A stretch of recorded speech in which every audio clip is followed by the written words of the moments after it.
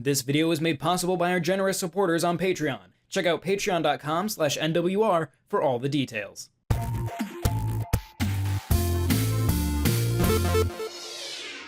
Hi there, my name is Willem and welcome to NWR's Gamescom report. I've spent all week at Gamescom trying to talk to developers, publishers, and even getting my hands on some awesome new games you can expect in the future. In this series, I'll take you along to interviews at the event. I hope you will enjoy these videos. If you're into games history and preservation like me, you are well aware of Digital Eclipse. The company was founded over 30 years ago and focuses on creating excellent compilations of historically relevant games and their development in context, like the excellent Atari 50, the Anniversary Collection. But they are also working on other retro-style games. I got my hands on Mighty Morphin Power Rangers Rita's Rewind, a classic looking and playing beat-em-up with 5-player multiplayer. I ended up chatting with Chris Kohler, who's been at Digital Eclipse for many years.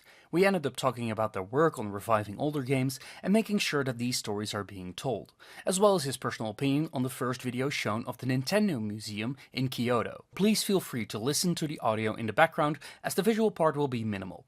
Enjoy this interview with Chris Kohler from Digital Eclipse. How's it been going? Has it been received well? Like, how have the projects been?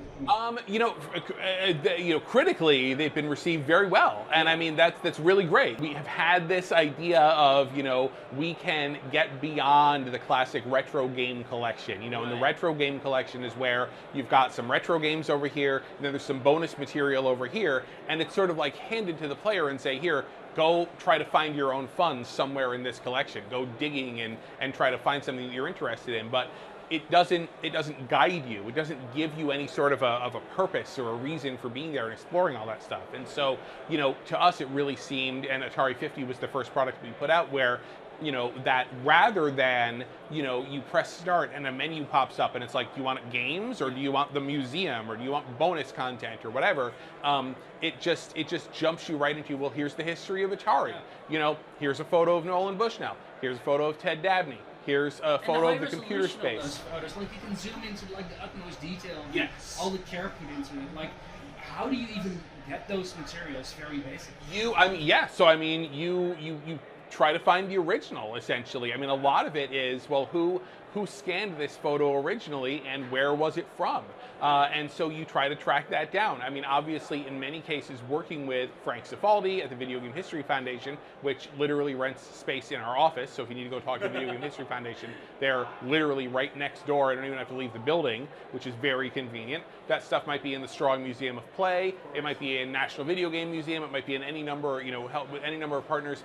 The designers themselves may have it, but for a lot of it, it's like we got to get back to the original source because we want to scan it so that we can display it in 4K. Yeah. Because if we're not if we're going to display something in a lower resolution, it better be like something that we can't otherwise access. But that is a really big part of it, especially because, I mean, again, in like Atari 50, put magazine articles in it, and you can just take the magazine article, zoom right in on the text, and just sit there reading it. And so you can spend hours, sitting there and reading that stuff if you want to. Yeah. So ideally, it's like we hit all the different people, the people who just want to, it's like walking through a museum. There's people, you can walk through a museum really fast and just look at stuff and go wherever you want to go. Around your design posting, just, oh, this looks fun. I look for a minute. Okay, I'm on to the next. Yeah, right? Or you can go into a museum and literally just go exhibit by exhibit by exhibit, item by item by item, and read every single thing. And both of those things are totally valid. And so we just want to be able to serve both of those people. The people that, there's people that are just like, I'm only 20% of the way through the timelines in Lamasoft, the Jeff Minter story, because I'm reading all the articles. Like, great. Like, want to make sure that you can actually do that. Yeah, I think your selection in projects especially has been notable. Like, both the Gold Master series, which is Curating, it's just such a wealth for a game that a lot of people, I didn't grow up with it, but it's such a wealth of information about its development. And of course, Jordan is very much known for keeping notes and keeping track. But Jeff Minter was another astonishing collection for someone who's been so prolific and active in the field. How do you go about choosing these moments in gaming history that are significant to its culture? There's so many ideas. And we love to do everything, but there's so many ideas, and really a lot of it comes down to, of all the things we'd really love to do, what actually can come together and what actually makes sense, because I mean, again, with the importance with Karateka is that Jordan owns it. So we can negotiate directly with Jordan to put this sort of thing together. Jeff owns his games. He does not sell Llamasoft to anybody. I mean, that's kind of part of the point of the story, right? And so those were two great candidates for the beginning of the Gold Master series when we were doing them independently, because budgets had to be low. We couldn't really spend that much money to go out and acquire stuff. So, being able to work with essentially independent creators that owned their own IP was really clutch. Yeah.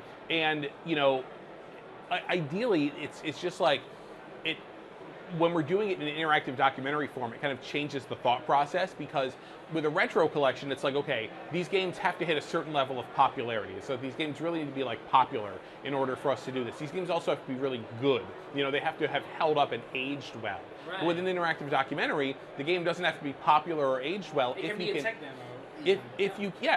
But if it fits into the story, if it's something that fits into the narrative, then it has more of a purpose to be there. So that's the struggle for us, right? Like, that's the other side of the coin, which is, how do we get across to people that even if you've never played Karateka, you should actually buy Making of Karateka if you care about interesting stories of video game history.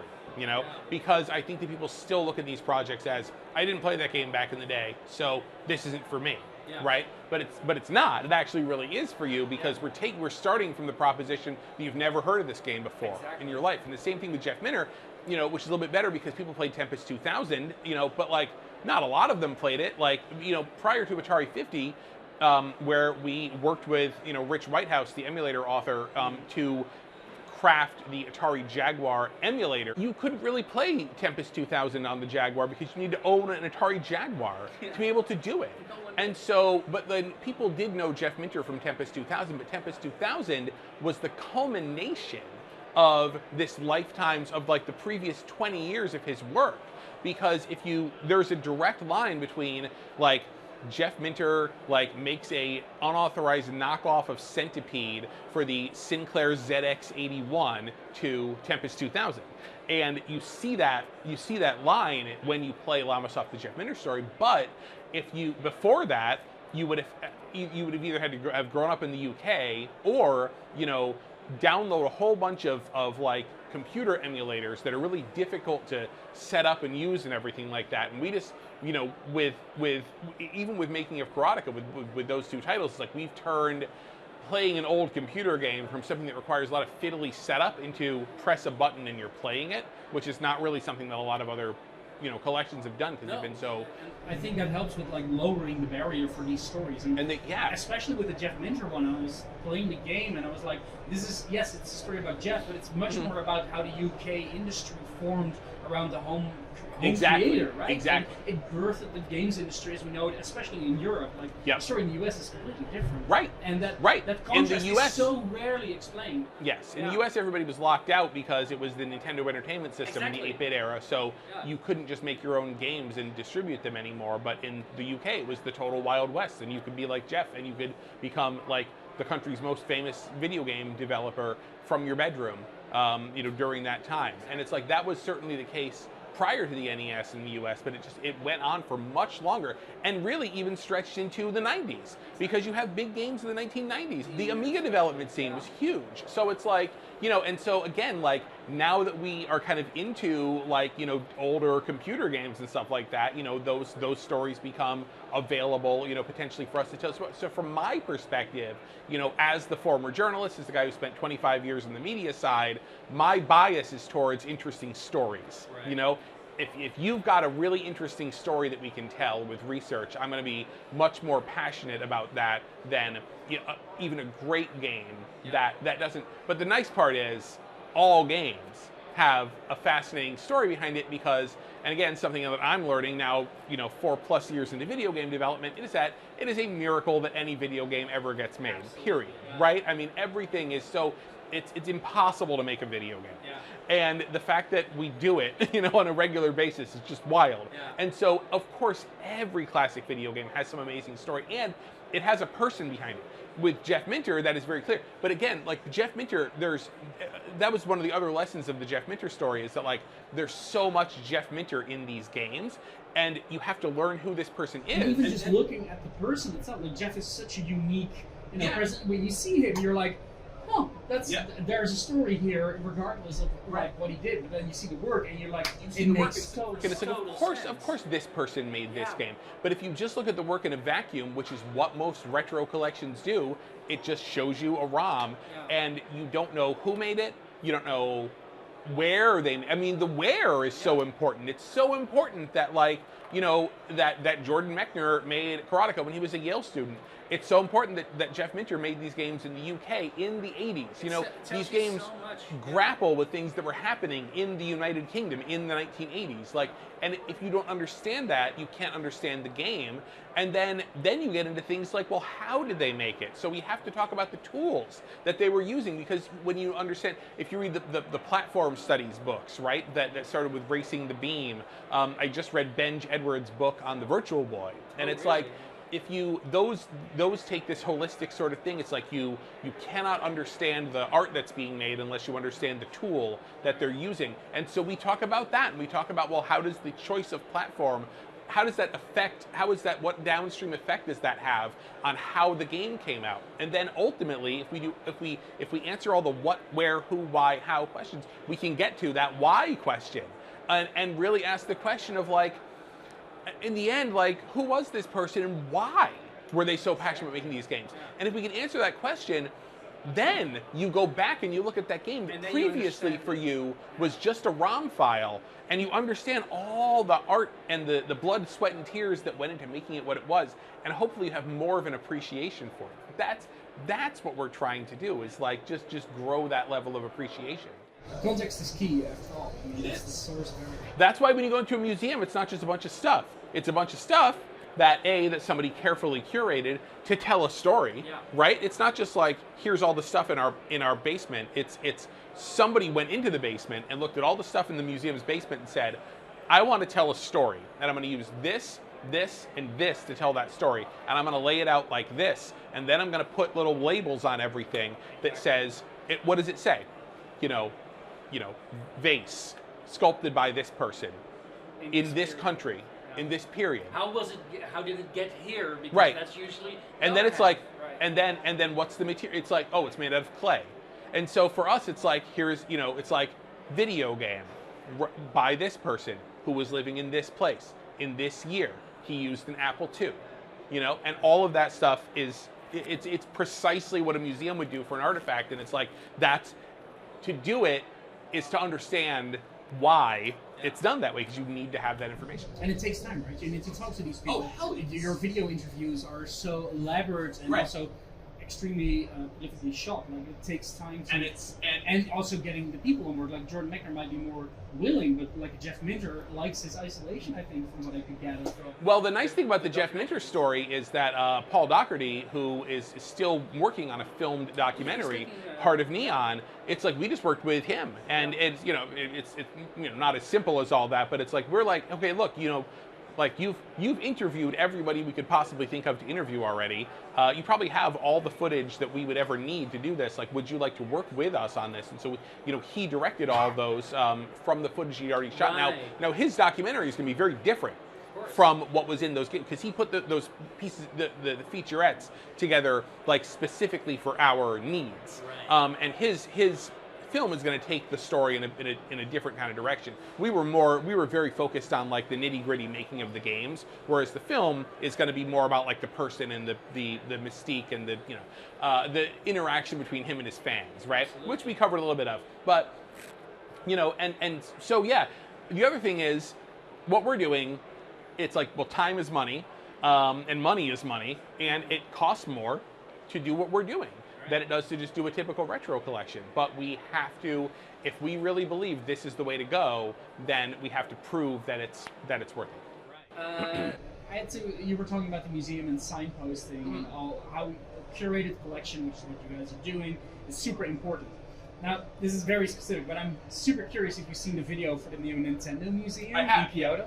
What are your thoughts? Because I have a lot of I worked on a museum curating games. Yeah. But I'm super curious. You do this for a professional. I do something it's, like you work yeah. in this field. Like, how do you look at it when the biggest name in games does it on their own, and what they've shown is well? What do you think? Well, first of all, I mean, from a commercial standpoint, I think it's great because I think that Nintendo went for a very long time not really like engaging with their fans in that way at all, and I think it's absolutely sort of part of this new Nintendo where, you know, you've got things like the Mario, you know, it's part and parcel of like the Mario movie, the Super Nintendo World theme park, which I feel is like 20 years, you know, like not too late. It's obviously not too late, but it's like, where were you guys? It's like this, you could have been doing this kind of stuff and like this sort of fan outreach. Yeah, exactly. Because it's like everybody knows Nintendo.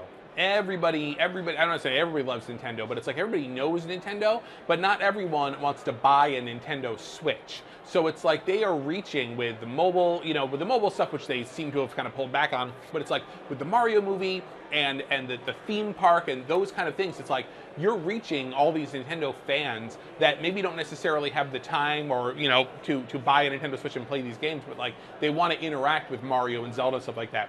The growth of the Nintendo stores. They're opening a Nintendo store in San Francisco. They've got multiples in Japan that I went to. They're amazing.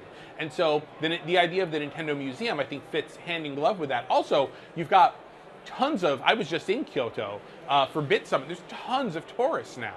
And everybody knows it's the home of Nintendo, but if you go to Kyoto and you're like, here I am in the home of Nintendo, there's nowhere for you to go. Like, what do you do in the home of... There's so many nerds making like the pilgrimage to the building. They go to the building. And they're like, there's nothing to see And there. they have to they think they like post somebody there, like they just go, you have to leave. You can't be here. This is not a public space. So what do? Great, take the old Nintendo building, turn it into Nintendo Museum. And they've done some really clever Nintendo-y things with it, right? I mean, I loved the idea of the giant controllers. Here's the giant Famicom controller. Okay, funny. And then they cut over, and two people are holding a huge Wii remote. I cracked up. I'm like, this is great. That is perfect. And you can play the Ultra Hand and the Ultra Machine and stuff like that. I mean, my criticism, and of course, again, you know, it has not opened yet, like I haven't gone in there, is that it is very much, it seems like a museum of products that made it to market, of the final versions, and so it's like, oh, here's a glass case with every game you've ever done. And again, haven't been there, I mean, can't tell you, like, what they've done to make that interesting, but I don't know about necessarily the appeal of here's a glass showcase and here's Donkey Kong and Donkey Kong Jr. and tennis and soccer. And it's like, that's cool, but is that going to hold my attention? What's the story? Exactly. And the story is we made products. It's like, I think that what people maybe expected out of the Nintendo Museum was insight into the process, because all we're seeing is the final stuff here. Yeah, the vault's opening up. Like, where are those design documents for Super Mario Brothers? Like, where is the learning about how these things were made? Where are all the secrets? You know, where's the exhibit of, you know, hand-drawn maps for The Legend of Zelda with comments from the designers on how they did it and how that all came together? So maybe that'll be something that they do. I think we've only gotten kind of a glimpse, and maybe they're just showing like the most exciting or the most immediately like understandable parts for the public. And I do love, I mean, the interactivity is really clever. I love that they're going to have like Hanafuda workshops and stuff like that. Like, there's a lot of really, really cool ideas about like really engaging, you know, with people in a robust kind of a way. But again, like, I was wondering, like, you know, they're like, oh, look at all these Nintendo games. It's like, yeah, I have those at home. I literally, they're just sitting on my Switch, right? I have them on my, You're yeah, exactly. selling It's them like, to I me. don't, it's like, for the person who was hoping to see, you know, here's the original, I don't know, you know, like sketches of the Star Fox crew or whatever, you know, that's something that it from what we have seen in that video, that is an area on which they could potentially improve. So, Digital Eclipse, you're now part of Atari. How has that shift been? Has it been positive? It's been, yeah, I mean, so far, I mean, a lot of it has been, I think, taking a lot of burdens off of us that as an indie studio, you know, there were things about, you know, again, everybody was like, you know, making games with one hand and like doing ancillary stuff with the other, and so as much of that ancillary stuff that can be taken away or centralized, you know, I'm very happy with that because it will allow us to simply just concentrate on making games. And as what we can do as part of a larger organization, you know, to have that economy of scale with certain things is going to be really important because it's going to let us do the important work and not the stuff that we kind of like need to do to like keep the studio going and publish games and stuff like that. Does it help with like the access to like, you know, vaults for future collections, collaborations? Like the Gold Master series has been super different from the Atari 50 collection. Yeah. So I mean, has been expanded. Well, that's the thing. So with, you know, with Digital Eclipse, an independent studio part of Other Ocean, it was like we're only going to have Digital Eclipse projects if we can sign it with a publisher, right? Then we raised a bunch of funds with the idea was we're going to flip the model on its head. So if we get funding, we could then go out and license things ourselves. That was Kuratica, that was Jeff Minter's story. You know, it's like we can actually go out and we can say, hey, we're going to do this, you know? And so what that then allows us to do is that if it's a work for hire project with a publisher, that publisher they're getting all the back end essentially. They're making all the money at the end of the project, you know? Whereas if we're licensing it, we're making that money, right? So then we kind of started building up a catalog of games. Yeah. So I guess to end it off, like you have a pretty stable future. Atari, this Rewind is going great, but what's the white whale for the next like compilation? Yeah. What would be really the dream collection to put together?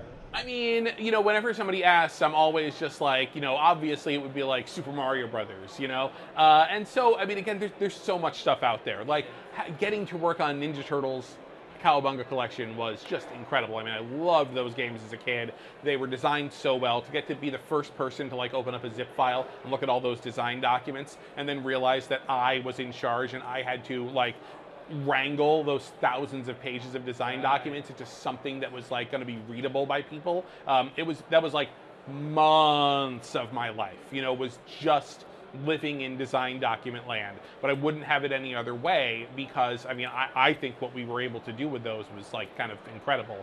And so there's so much out there, and again, like, now that we've kind of established that this is the way to do it, what I'm hoping that we will see are, you know, again, I think what's important is I think we need like bigger franchises, you know what I mean? So now that we've kind of proven it with, you know, again, wonderful things that I'm so happy to have worked on with Kuratica and Jeff Minter, you know, incredible things to work on. You know, maybe we can take that same approach and apply it towards, you know, maybe something that's, you know, and then we can continue to grow because people don't know what we're doing. And I think the bigger the franchise, the bigger the game, the more built-in fans it already has, will have more people that will come in and get to see what we're, and, you know, grab it off the shelf because of the name, and then put it in and be like, oh, I didn't think it was going to be like this. I just thought it was going to be a bunch of old games, and now I've got this full-on documentary. So like that's, you know, if we can continue to do that, if we can continue to grow the reputation of the Gold Master series and the other kind of stuff that we can do, I'll be very happy. So, you know, come talk to me, you know, in a year, you know, and we'll see where we're at. Yeah. Sounds awesome. Thank you so much for your time. Yes, This has been great. All right. This video is made possible by our generous supporters on Patreon. Did you know that Nintendo World Report is funded directly by fans like you? When you support Nintendo World Report on Patreon, you get immediate access to multiple exclusive podcasts every month, exclusive Discord channels, an early look at select content, and more, all for as little as $1 a month. Check out patreon.com/NWR for all the details.